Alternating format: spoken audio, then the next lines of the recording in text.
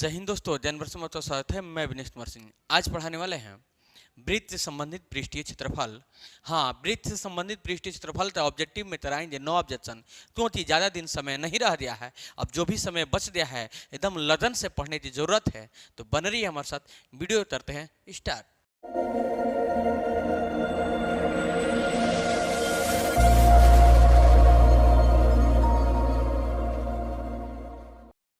इस अध्याय के फर्स्ट प्रश्न जो ऑलरेडी आप लोग के स्क्रीन पे दिखाई देता होगा, ज़्यादा इस अध्याय के बारे में चर्चा नहीं करेंगे क्योंकि समय ज़्यादा नहीं रह गया है। सीधी सी बात है, आप ऑब्जेक्टिव तो करेंगे, नो ऑब्जेक्शन नो डाउट, और सीधे करना है टीट आउट। जो फर्स्ट प्रश्न ऑलरेडी आप लोग के स्क्रीन पे दिखाई देता होगा, कह रहा है दो वृत्त के क्षेत्रफलों का अनुपात 9:9 क्षेत्रफल का अनुपात दी, याद रखिएगा, क्षेत्रफलों का अनुपात 9:, तो उनकी परिधियों का अनुपात होगा। जब क्षेत्रफल का अनुपात है, परिधि का अनुपात पूछेगा तो इसका वर्गमूल निकाल लेते हैं, तो 3:2 हो जाएगा, क्योंकि 9 का वर्गमूल 3 होता है और 4 का वर्गमूल 2 होता है। नो डाउट सीधे कर देना है टीट आउट। चलिए ऑप्शन में देख लेते हैं। याद रखिएगा कि क्षेत्रफल का अनुपात दे दे और परिधि का अनुपात पूछे तो सीधी सी बात है कि उसका वर्गमूल निकाल देते हैं। अगर परिधि का अनुपात दिया रहे, क्षेत्रफल का अनुपात पूछे तो इसको स्क्वायर कर देंगे। 3 3 9, 2 दूना 4, नो डाउट सीधे करना है टीट आउट, क्योंकि अब समय ज्यादा नहीं रह गया है। चलिए ऑप्शन में देख लेते हैं। तो ऑप्शन नंबर ए में दे रहा है 3:2, नो डाउट सीधे कर देना है टीट आउट, जो ऑलरेडी आप लोग स्क्रीन पे दिखाई देता होगा। चलिए सेकंड नंबर 2 नंबर प्रश्न पे चलते हैं। 2 नंबर प्रश्न कह रहा है, देखिए इसी प्रकार है, यदि वृत्तों के क्षेत्रफलों का अनुपात 4:25 है, फिर क्षेत्रफल का अनुपात दे दिया 4:25 है, तो उनकी त्रिज्याओं का अनुपात होगा। हाँ, याद रखिएगा, जब क्षेत्रफल का अनुपात पूछ दे, त्रिज्या का अनुपात है, तो फिर उसका वर्गमूल निकालेंगे, या परिधि के अनुपात है तो फिर उसका वर्गमूल निकालते हैं। तो इसका वर्गमूल क्या होगा? 4 का वर्गमूल 2 होगा, और 25 का वर्गमूल क्या होगा? 5 होगा। इसका मतलब 2:5 होने वाला है। अगर त्रिज्या का अनुपात दिया रहे, क्षेत्रफल पूछे तो सिर्फ स्क्वायर कर देने की जरूरत है। नो डाउट सीधे कर देना है टीट आउट। तो क्षेत्रफल का अनुपात दिया है, त्रिज्या का अनुपात पूछ रहा है, तो इसका वर्गमूल 2, 25 का वर्गमूल 5। चलिए ऑप्शन में दे लेते हैं। तो 2 नंबर का राइट आंसर 2:5, जो ऑप्शन नंबर डी में दे रहा है। नो डाउट सीधे कर देना है टीट आउट, जो ऑलरेडी आप लोग स्क्रीन पे दिखाई देता होगा। तो चलिए प्रश्न नंबर 3 को देखते हैं। चलिए 3 नंबर प्रश्न कह रहा है, सर जी क्या कह रहा है, यदि वृत्त की परिधि और वर्ग का परिमाप दोनों 88 सेमी के बराबर हो तो क्या है? वृत्त का क्षेत्रफल इक्वल टू वर्ग का क्षेत्रफल, मतलब क्षेत्रफल की चर्चा किया गया है। क्या वृत्त का क्षेत्रफल वर्ग के क्षेत्रफल से बराबर होगा, या वृत्त का क्षेत्रफल वर्ग के क्षेत्रफल से बड़ा होगा? यही क्षेत्रफल की बात चल रहा है। चलिए दोनों का क्षेत्रफल निकाल देंगे। तो कह रहा है वृत्त परिधि और क्षेत्रफल, वृत्त परिधि और वर्ग का परिमाप दोनों 88 सेंटीमीटर है। तो वृत्त परिधि का फॉर्मूला क्या होता है? 2πr equal to 88 centimetre. चलिए इसका क्षेत्रफल निकाल देते हैं। तो πr इक्वल टू 88/2 हो जाएगा, तो कटा देंगे तो 44 आ जाएगा। तो r इक्वल टू 44, बाई में 1 लगाते हैं, पाई का मान 22/7, दूना में है तो नीचे भाग में चला आएगा। तो r इक्वल टू 44/1 दूणे 7/22, 22 दूना 44, तो r इक्वल टू आ जाएगा हमारा 14। तो दिक्कत, अब इसका क्षेत्रफल निकालेंगे 2πr², पाई आर स्क्वायर। वृत्त का क्षेत्रफल का फॉर्मूला क्या होता है? पाई आर स्क्वायर। तो पाई का मान 22/7, आर का मान 14, 14 दूणे 14, क्योंकि स्क्वायर तो रहा है, हमारा आर का मान 14 या स्क्वायर कर देते हैं। 7 दूना 14, तो 14 2 दूना 4, 2 दूना 4, दूणे 14। चलिए दूना कर लेते हैं। 44 दूणे 14, 4 14 16, तो 6 हर्षणीय 8 हो जा, 4 14 16 8 17, 4 4 6 7 4 11 8 हर्षणीय 8, 4 8 4 8 5 हर्षणीय 6, 616 आ जाए हमारा। कितना आ जाएगा? 616, 616 हमारा वृत्त का क्षेत्रफल आ गया 616।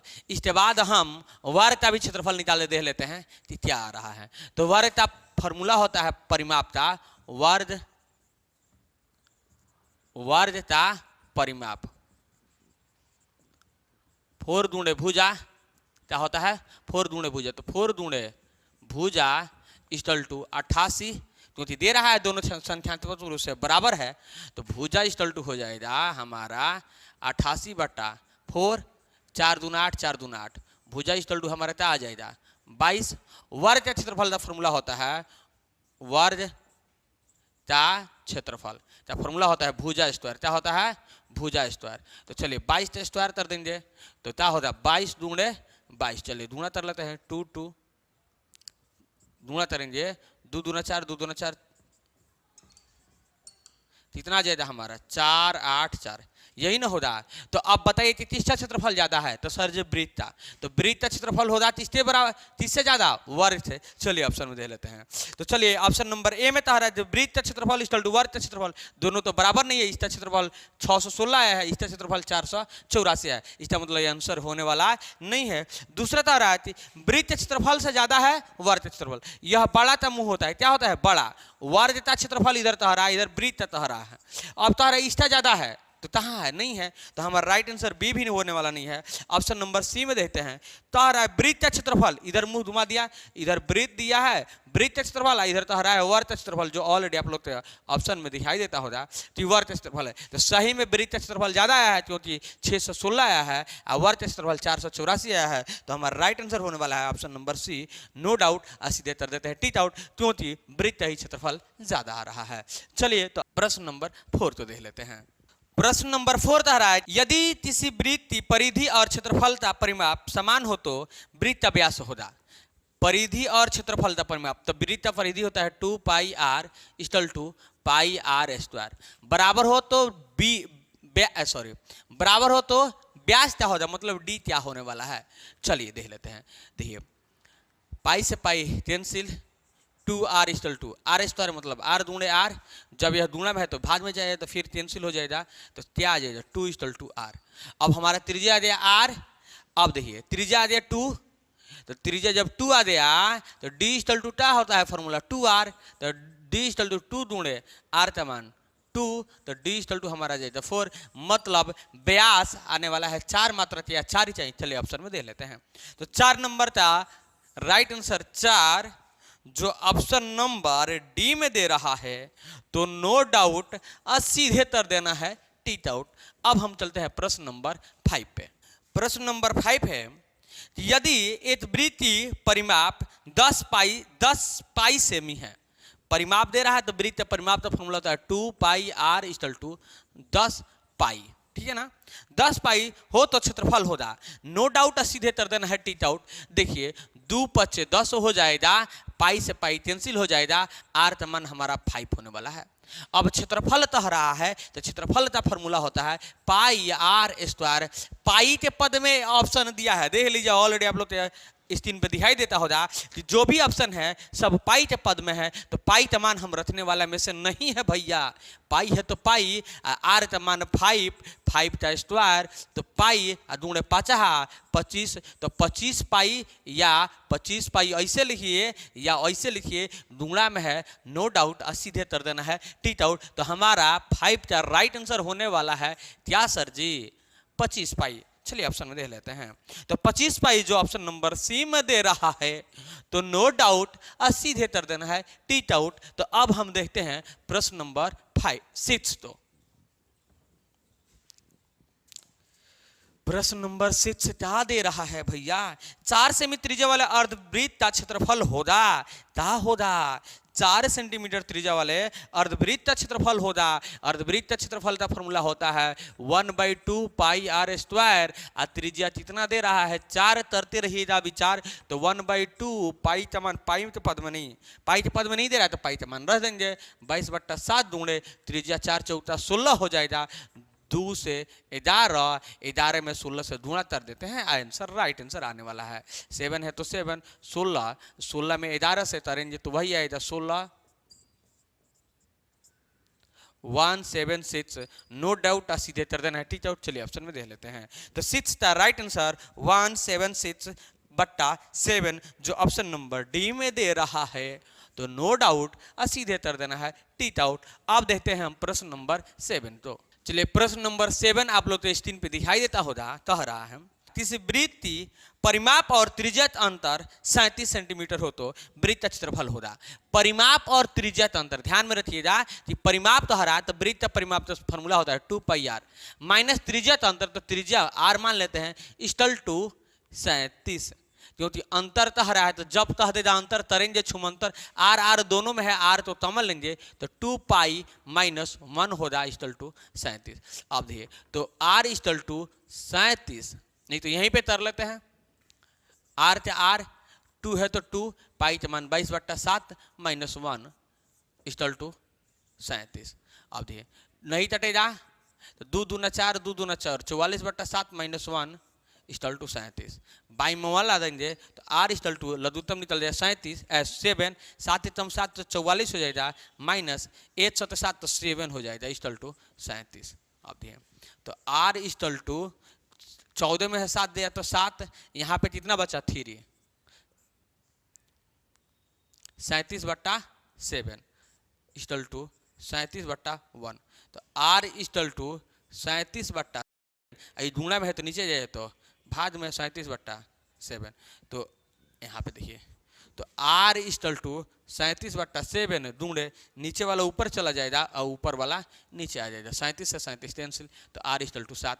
तो अब तो हरा है कि इसका क्षेत्रफल होगा, यही ने पूछ रहा था क्षेत्रफल हो जाता, तो क्षेत्रफल का फॉर्मूला होता है πr², तो पाई का मान 22/7, आर का मान 7 का स्क्वायर, तो 22/7 दूंढे 7 दूंढे 7, 7 से 7 कैंसिल, 7 दूना 14 4 हार्स नहीं आए 8 और 7 दूना 14 15 154। नो डाउट सीधे कर देना है टी आउट, जो ऑप्शन नंबर देख लेते हैं कितना में दे रहा है 7 नंबर का, जो ऑप्शन नंबर सी में दे रहा है भैया, तो नो डाउट सीधे कर देना है टी आउट, जो ऑलरेडी आप लोग स्क्रीन पे दिखाई देता होगा।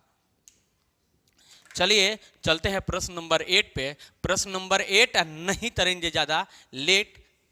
प्रश्न नंबर 8 है कि एक वृत्त की परिमाप और क्षेत्रफल बराबर हो तो वृत्त की त्रिज्या होगी। परिमाप और क्षेत्रफल 2πr इक्वल टू πr², यही नहीं कह रहा है बराबर हो तो 2πr इक्वल टू πr², तो मतलब r यहाँ पे दूंढे आर दूंढे आर, पाई से पाई कैंसिल हो जाएगा, आर से आर कैंसिल हो जाएगा, और क्या 2 इक्वल टू क्या बचा आर, तो हमारा राइट आंसर होने वाला है 2 मात्रात। चलिए ऑप्शन में देख लेते हैं, तो 8 का राइट आंसर 2 मात्रात, जो ऑप्शन नंबर ए में दे रहा है नो डाउट सीधे करते हैं टी आउट, जो ऑलरेडी आप लोग स्क्रीन पे दिखाई दे रहा होगा। तो चलिए प्रश्न नंबर 9 को देखते हैं।